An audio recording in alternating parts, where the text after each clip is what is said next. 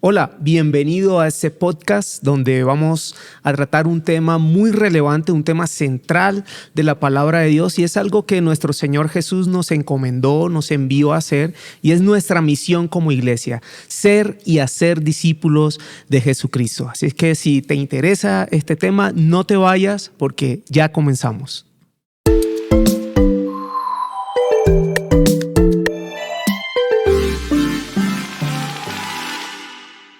Buenas a todos, la audiencia que nos está viendo. Pastor Gonzalo, hola, pastor. Bienvenido. Gracias. Pastor Ricardo, bienvenido. Es un placer tenerles y estar disfrutando de este tiempo juntos, de este podcast donde pues, vamos a tratar un tema muy importante en la palabra de Dios, y es nuestra misión como iglesia, como la iglesia de Jesús, y es precisamente ser y hacer discípulos de Jesucristo, basado en Mateo 28, del versículo 19 al 20, ¿no? Donde el Señor Jesús le encomienda a sus discípulos: id y hacer discípulos de Él, discípulos de Jesucristo a todas las naciones, ¿no? Entonces, pues ya conocemos un poco ese texto. Y pues creo que podemos iniciar por el principio, y es como definir qué es un discípulo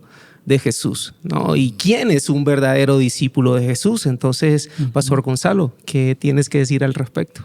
Bueno, un discípulo es aquel que aprende, que se parece y que es como su maestro, en este caso, Jesús.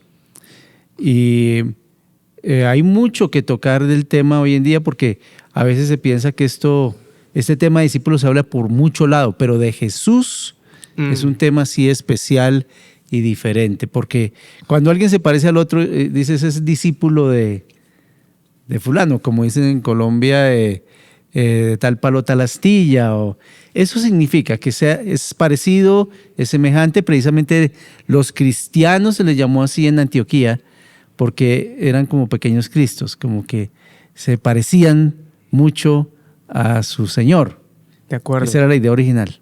Alguien que se parece a su maestro, ¿cierto? Gracias, Pastor Gonzalo. Pastor Ricardo, para ti. Realmente gracias por tocar este tema tan relevante, y pienso que todos nosotros, una vez conocemos a Jesús, ya nos convertimos en discípulos por el hecho de que queremos saber más, ¿no es cierto? Es decir, si tú has creído en Jesús, vas a querer conocer más de Él, ¿no es cierto? Pero al mismo tiempo, la forma como la iglesia ha crecido, o sea, llevamos 21 siglos, ¿no es cierto?, de iglesia. Eso significa que alguien ha entregado el mensaje a la siguiente generación, y así por muchas generaciones. Entonces creo que para comenzar, yo diría que hacer discípulos de Jesucristo tiene que ver con una tarea, ¿no es cierto?, pero también con una constante en nosotros mismos. Siempre seremos discípulos, ¿sí? De acuerdo. Pero también siempre estaremos con la responsabilidad de hacer discípulos. Correcto. Y creo que es como quien aprende, voy a hacer una comparación muy particular, y es como quien aprende a hacer unas ricas galletas, ¿no es cierto? Las hace, pero de pronto le cuenta a otro cómo se hacen esas galletas. Y esto se va volviendo una secuencia, ¿no es cierto? Que muchas veces hay fórmulas para galletas que pasan de generación a generación, ¿no? Y creo que guardando todas las proporciones, el Señor Jesús sí nos dice que hagamos esto a todas las naciones de la tierra. Y eso es lo que le da la dimensión verdaderamente al discipulado. El discipulado no es un curso, De acuerdo. no es un asunto meramente académico. Por supuesto que tiene elementos, porque mismo Jesús dice: enséñenles a guardar todo lo que yo les he enseñado, ¿no es cierto?, en la misma porción que tú citas. Entonces, si hay un término de enseñanza, si hay un tema pedagógico, ¿no es cierto?, pero no es lo único. O sea, el Señor Jesús no se sentó a enseñarles a los discípulos cuáles eran los pasos para hacer milagros. No, Él hizo milagros. De acuerdo. Y entonces eso aprendieron ellos. De acuerdo. Y bueno, ya que tocaste una palabra que es como tarea, ¿no? La tarea del discípulo, para ti, ¿qué implica ser un discípulo de Jesús? Discípulo es una palabra que tiene la misma raíz de disciplina, ¿no es cierto?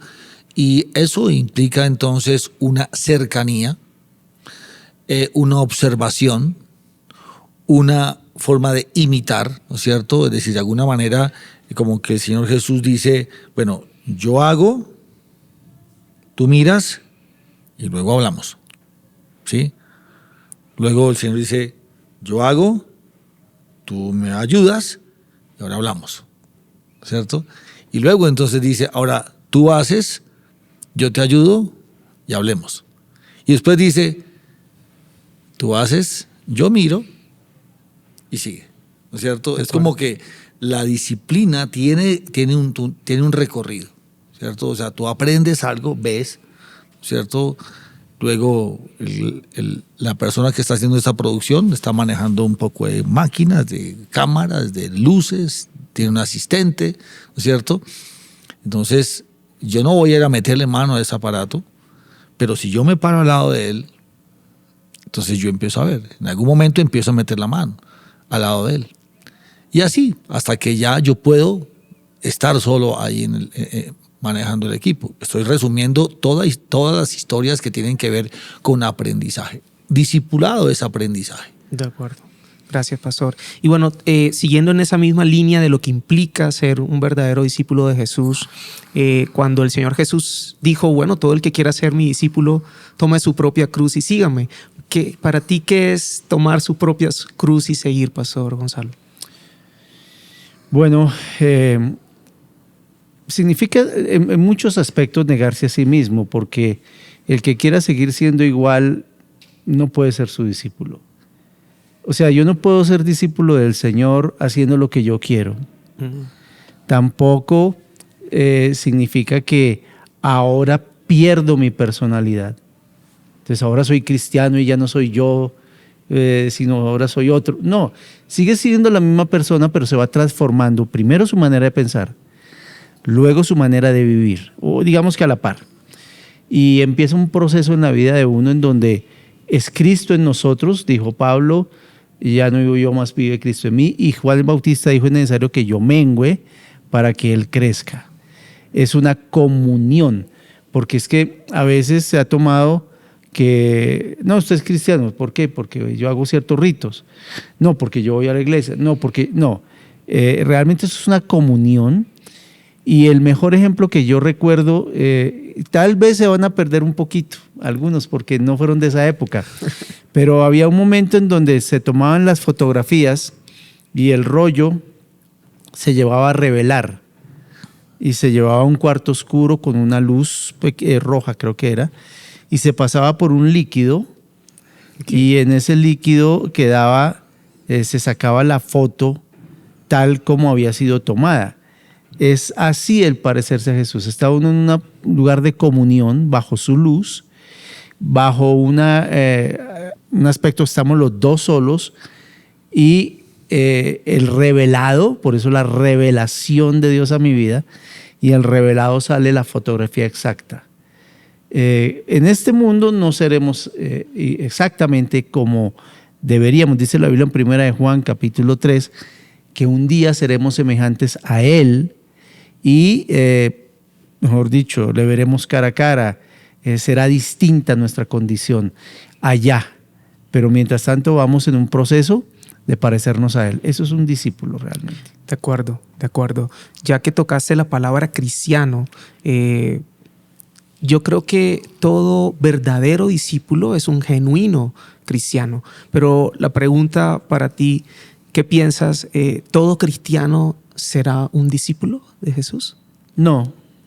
Okay. No necesariamente, porque aquí, lo dijo el pastor Ricardo, se requiere una disciplina y se requiere el proceso, y no todos están en el proceso. No sé el porcentaje porque solo Dios lo conoce, pero cristiano nominal, o sea, perteneciente a un lugar, una denominación, un grupo o de nombre, hay bastantes. Y en la Biblia se nota que él escogió solo 12. Okay. Y claro, había 70, y claro, había 120. Y hoy en día millones les siguen, millones les sirven. Pero en ese proceso de ser más como él, hay un grupo que decide. Y ahí es donde yo le digo a la gente que nos está viendo hoy, si decides ser más como Jesús, es lo mejor que puede hacer uno. Y es simplemente someterse a la labor del Espíritu Santo de transformarnos. ¿Y cuántas cosas tenemos? No, es que te sentaré uno a llorar. Pero por el otro lado, ver que ya no soy como ayer, aunque no he llegado a la meta, me da esperanza. No es tanto lo rápido que vas, sino en la dirección en que te encuentras y el proceso que uno está haciendo. De acuerdo totalmente. Estamos hablando de nuestra misión. La misión de la Iglesia de Jesús es ser y hacer discípulo. Y tú que nos estás viendo, puedes ahí anotar tu comentario, escribirnos y vamos a estar leyendo eso y vamos a estar pues comentando acerca de eso que estás escribiendo. Y bueno, continuamos con este tema súper importante y ya hemos tocado lo que es un discípulo, la parte del ser discípulo, lo que implica ser discípulo. Ahora, ¿cómo hacer discípulo? Como iglesia, ¿cómo hacer discípulo en estos tiempos, en esta generación, Pastor Ricardo? Bueno, realmente hay... Partimos del hecho de que el Señor nos ha dicho que tenemos que hacerlo, ¿cierto? De acuerdo. Vayan y hagan no es una petición, es una orden, ¿cierto?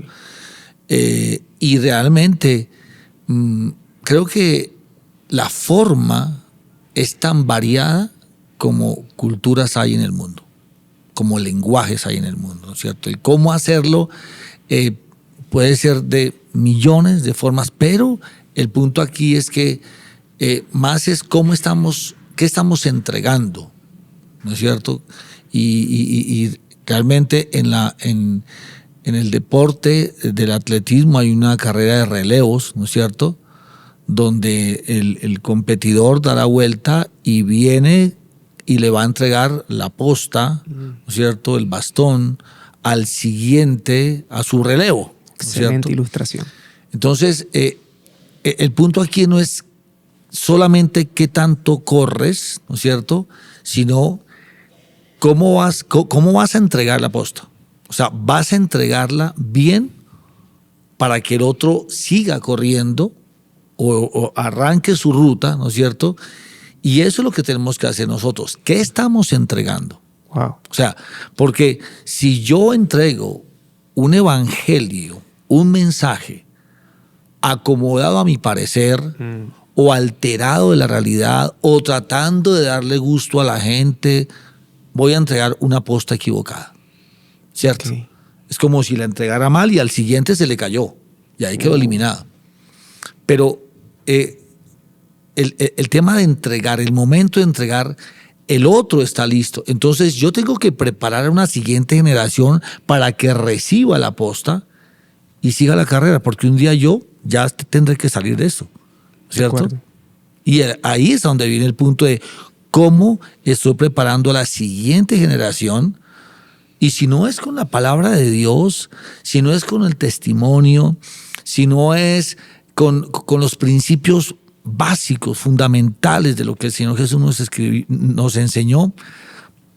Por eso cuando tú comenzaste con esa cita de Mateo, pues es interesante porque el Señor Jesús dijo, vuelvo y cito, ¿no es cierto?, enséñenles a guardar lo que yo les he enseñado. O sea, como quien dice, no me le pongan más a esto, ¿cierto? Ni me le quiten, ni me le pongan. Esto es así. Como yo se los enseñé, ustedes se lo entregan. Entonces, ese es el punto. Entregarlo fielmente, ¿cierto? Okay. Hacer discípulos de una manera que el evangelio llegue libre de tropiezos y de caídas y de contaminación, digámoslo de alguna manera, ¿no es cierto? Esa pienso que es la forma como tenemos que preparar la entrega o sea, hacer el discipulado. Excelente ilustración, Pastor Ricardo, eso de la carrera de relevos, ¿no?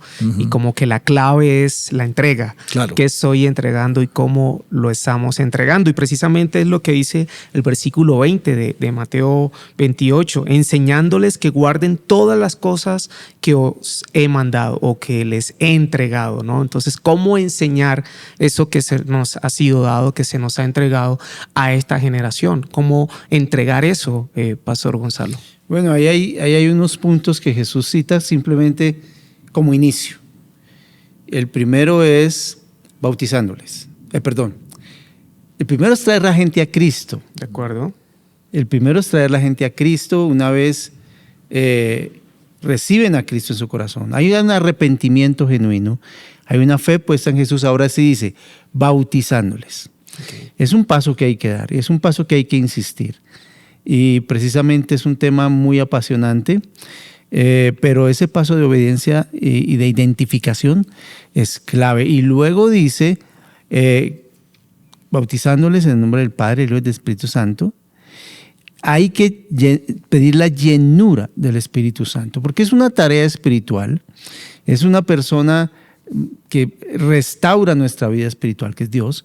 Necesitamos un poder espiritual y una comunión espiritual. Entonces, traerlos a Cristo, no a la iglesia solamente, no a los cursos solamente, no a las reuniones solamente, no a leer la Biblia solamente, sino a Cristo. Bautizarles en agua y bautizarles en el Espíritu Santo. Y el pastor Ricardo lo dijo muy bien, enseñándoles que guarden todas las cosas. En 2 Timoteo 2:2 dice, es que el pastor lo dijo, la fidelidad. Encuentren hombres fieles que entreguen a otros y estos a otros.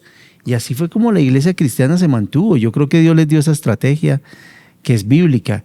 Mensaje fiel, y cuando la cosa se iba torciendo por allá en el siglo III, la época del oscurantismo, había un grupo fiel que esa línea la pasó Dios y aquí estamos. Súper. Traerlos a Cristo, porque ese es el propósito, ser discípulos de Jesús, no nuestros discípulos, ¿no? Entonces, ¿qué tal han pasado este tiempo? No, muy bien.